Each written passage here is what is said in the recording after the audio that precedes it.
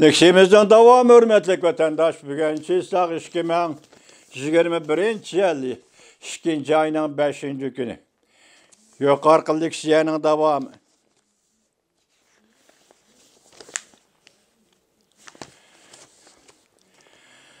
Avustralya radyo şirketi ABC'nin haberiga asaslanganda Avustralya Tashqi ishlar ministri Maurice Payne'nin bir parça bayonotida mundaq ko'rsatildi. Bu yaqinqi Uyg'ur xonim qizlarni sistemli xo'rlash va azoplash to'g'risidagi xabardan beoram bo'ldik. Biz bu ochiqlik va oshkorlikni intayin muhim deb hisoblaymiz. Yani muşunun oshkori bo'lishi, ochiqlanishini intayin muhim deb hisoblaymiz. Biz Jungo hukumatining Birleşken Devletler Teşkilatı Kişilik Hukuk Komitetining valisi.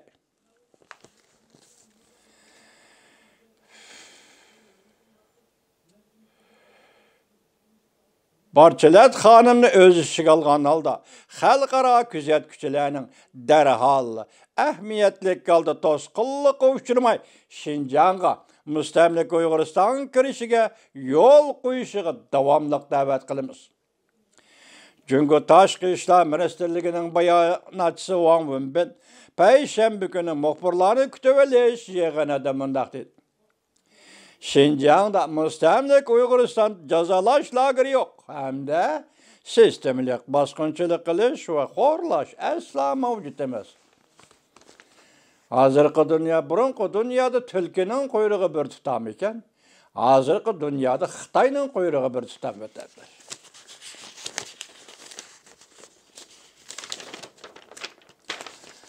Endi yangi mavzu, mushdan qo'shimcha vatandosh.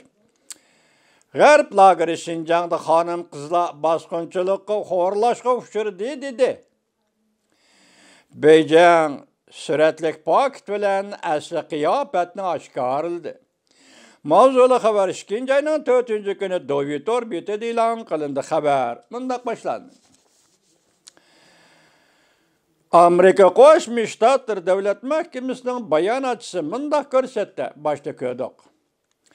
Amerika Xinjiangda, yani mustamlik Uyg'uristonda yuz berayotgan sistemli bosqinchilik qilish va xo'rlashdan bearam bo'ldi. Yani jazo lagerlarida bo'layotgan ishlar.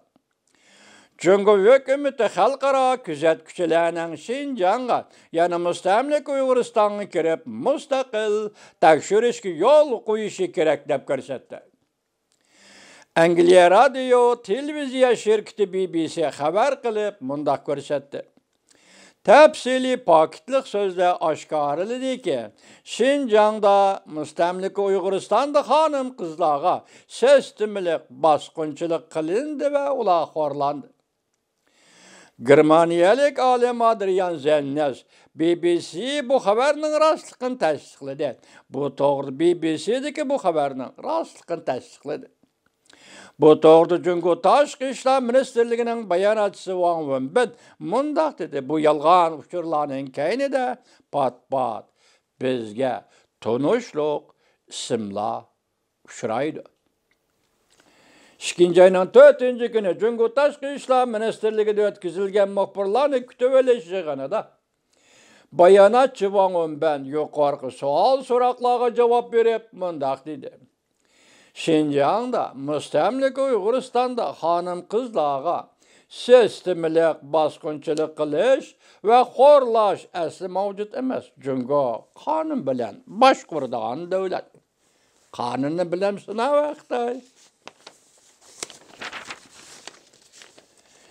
Qonundagi axloqiy millatning ishi va adam istedi Amerikaning prezidenti, 2. navbatlik prezidenti.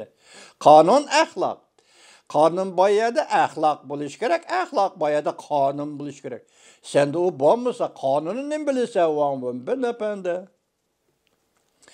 Kishilik huquq to'g'risida asosiy qonunda belgilangan prinsiplar kafolat qildi, hurmat qildi. Hammasi quruq gaptiring bu Wang Wenbin. Arqadilla bayonotchi Wang Wenbin bir parcha suratni ko'rsatib turib bunday dedi. 2020-yil 7. ayının 17. günü BBC Axbarat keçisi programması da Zümrət Davud isimli bir Uyghur ayalını ziyaret kıldı. Bu nefer Uyghur ayal her xil materyallarını paş kıldı. Lekin paket çünkü o nurgan yalganını tokup çıktı. Uygur'da yalgan tokuyduğu adam yok cümakta. Bunu günüp koy Uygur'dan cümakta. Bayanatçı var ben bundak dedi. Zümrət Davud terbiyeleş lagırı kamalgan idi. O özünü tuğmaz kılıp etilgenligini eğizge aldı. Yani bir tunuş isim Adrian Zennis bu isim silagi natunuş emas. Çünkü onun bayanatçısı var ben yani misal keltirip mundak dedi. Adrian Zennis Amerika'da 1983 yılı kurulgan aksiyatçı teşkilat komünizmden ziyankeşliki uçurguçılığa hatıra sarayının azası. Bu kişi Şincan doğrusu da Müstemlik Uygurustan doğrusu da yalganını yasap çıkıp töhmet kılışka amrak.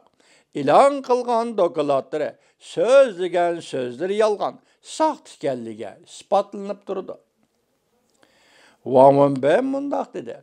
Adrian Zennes dokulatıda sallık millet amısını özü halap yak yurtlağı berip emgek kılışını mecburi emgek dedi. Hey! Özün yurt makanını taşlap, özün yurt makanında iş bolsa mesela sen bir paka, yurt makanında iş bir paka. Senin gipince. Ola özü halap başka diye yurtlağı varıp emgek kıl dedi. Özün vatinde nemişka ayrıldı bir adam, özün malisden balıçaksıdan nemişka ayrıldı bir adam be. Vavun ben. Bilemsen şu ailemi münasebet, balıçakın münasebet, yurttaşlık münasebeti diğerlerinin nemekelligini bilemsen vavun ben. Yak. Eğer bilsen sen bu bayanatı bundan ilan kılmayısın.